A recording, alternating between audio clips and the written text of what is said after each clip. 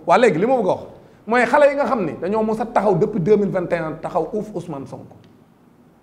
waaw léegi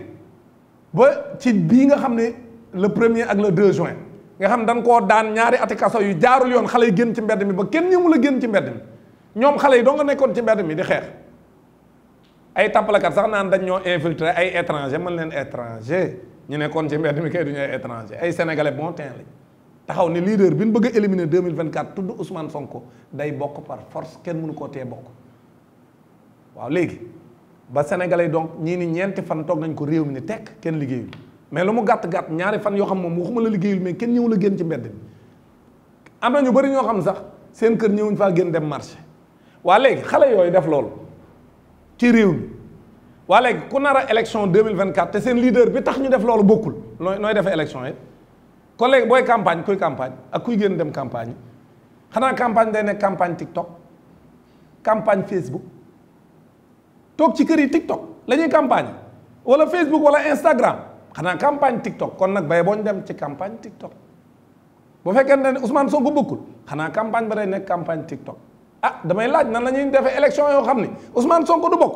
ba noppi ñu mën a def seen i campagne normalement alors que ñoom toog nañ ñaari fan xale yi ni bu kenn génn ñu tudde ko le gouvernement des manifestants kenn génnul waa léegi yow bu campagne bi jotee kuy dem campagne yi te xale yi seen leader bokkul mag ñi seen leader bokkul parce que Ousmane Sonko actuellement li mu am mooy dafa am journal bu mag boo xam ne moo ni te loolu moo wax nit ñi xamoon nañ ko mooy Confidentiel Afrique moo ni ñaari cabinet sondage yoo xam ñi ngi Europe ñi ngi bitim réew ñoom ñoo def ay sondage wax ne Ousmane Sonko day gagner les élections au minimum à 52% dès le premier tour maanaam bu ñu demee élection 2024 Ousmane Sonko day gagner élection yi à 52% loolu ñi ko def faraluñu Ousmane Sonko réew yéen bokk Macky Sall la leen arrangé parce que Ousmane Sonko arrangé wu leen parce que Ousmane Sonko dañ ne bu gagné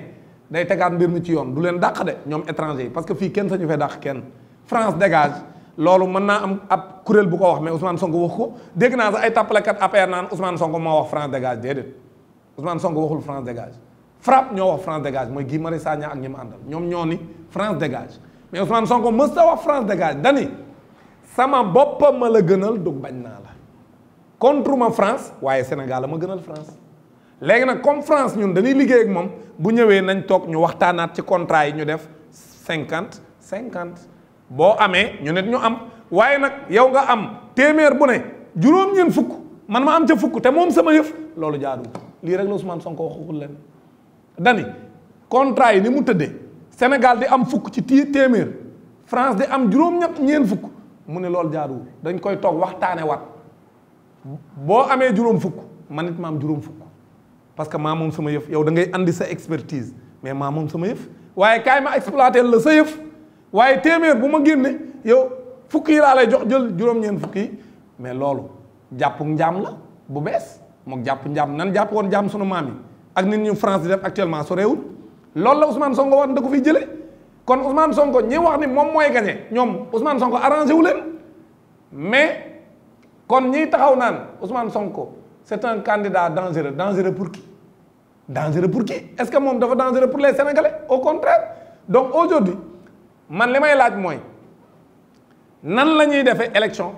yoo xam ne Ousmane Sonko du ci bokk maanaam élection yoo xam ne Macky Sall mi mënta bokk day bokk ànd ak ay candidat wuyaam pour ñu jàppale ko noonu pour mu mel ni élection yi am na sérieux alors que amul benn sérieux candidat bi ko mën a gagné di Ousmane Sonko du bokk mais ñoom nan lañ koy defee laa comprendre ba léegi man question boobu rek laay laaj sénégalais yi nan lañ ko mën a defee ba sénégalais yi nga xam ni majorité bi Ousmane Sonko lañ àndal ab sondage wala ay sondage wane ne Ousmane Sonko moo ëppale ay nit Sénégal bu demee élection day gagné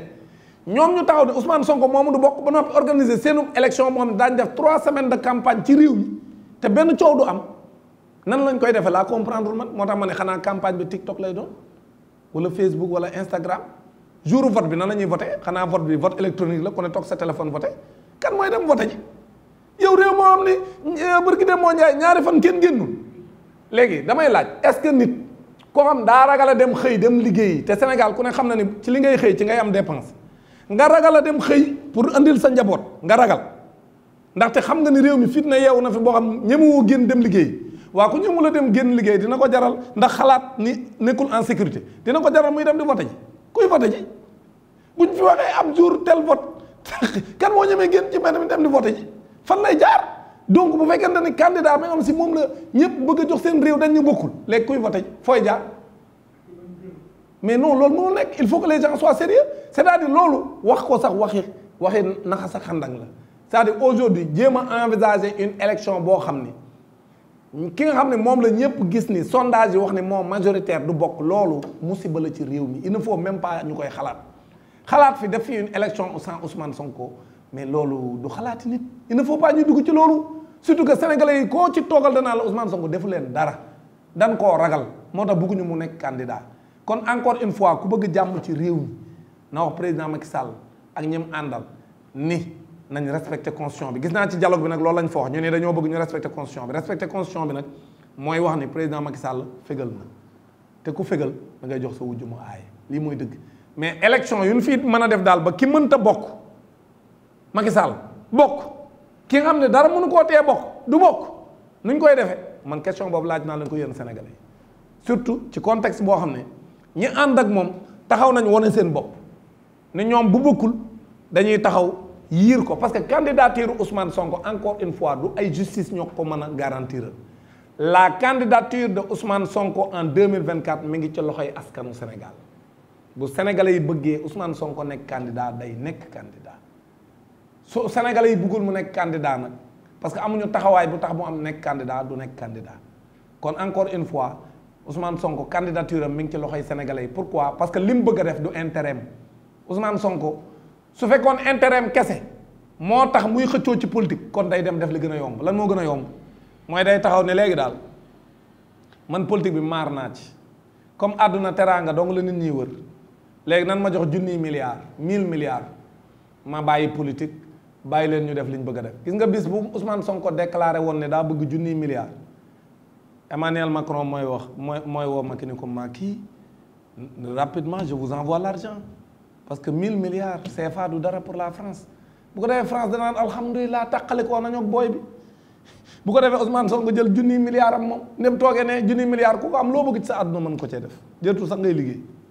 kon nag nañu waxante dëgg kon Ousmane Sonko intérêt am taxul muy politique loolu mooy dëgg kon nag bu taxawee pour taxawal sénégalais yi pour tegaat réew mi ci yoon kon candidature am intérêt sénégalais yi la mais pas intérêt Ousmane Sonko mooy ñi may dégg ñaan na xale yi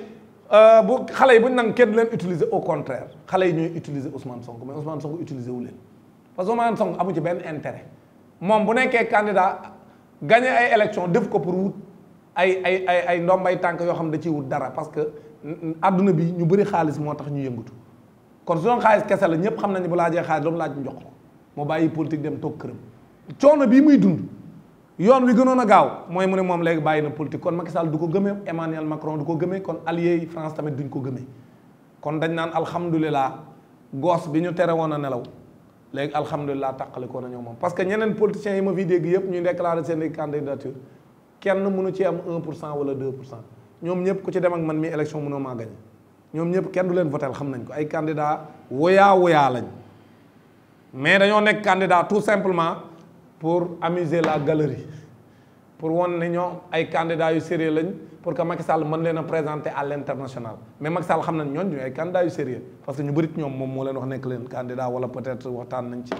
parce que wala boog position yi am arrangé na ko ba moom du ci wax ci seenu nekk candidat parce que yàqaluñ ko dara parce que ñooñu amuñu dara sénégalais yi xamuñ leen ñii sénégalais yi xam nañ leen mais nawuñ leen kon Macky Sall candidat yooyu dérangé wuñ ko candidature bi dérangé Macky Sall benn la du ñaar du ñett xam naan daañu ma merete nag mais loolu mooy dëgg xam nga man wax dëgg tamit ñu mere ma ci wàññiwul dara parce que man ku may mere tamit wax dëgg yàlla demaloo ma fenn ba nga war nga maa mere ma ci am benn problème donc encore une fois il faut qu'on soit sérieux ñu bàyyi Ousmane Sonko mu nekk candidat Macky Sall mënta nekk candidat ngemb ku ko neex xëy na Idrissa Seck borom reeju neex ji mën na koo jël def ko candidat bu ko defee campagne bi mu def affiche yoo xam ne day reeju neex xëy na reeju neex dina tax sénégalais yi voteel ko bu ko defee Sonko nekk candidat ñeneen candidat woyaa yooyu may dégg aussi nekk candidat léegi nag am na candidature bu ñuy waaj a annoncé bu am solo aussi dañ ko annoncé incha allah bu ko defee ñu xam ne nag am na candidat bu mag bu nar a ñëw ci géew bi moom it ñëw bokk ci candidature yi waaye ñu bàyyi ñi bëgg a nekk candidat yépp ñu nekk candidat loolu mooy démocratie bu ko defee sénégalais yi tànn kon bëgg a tànn lii laa jàpp ne moo mën a indi jàmm ci réew mi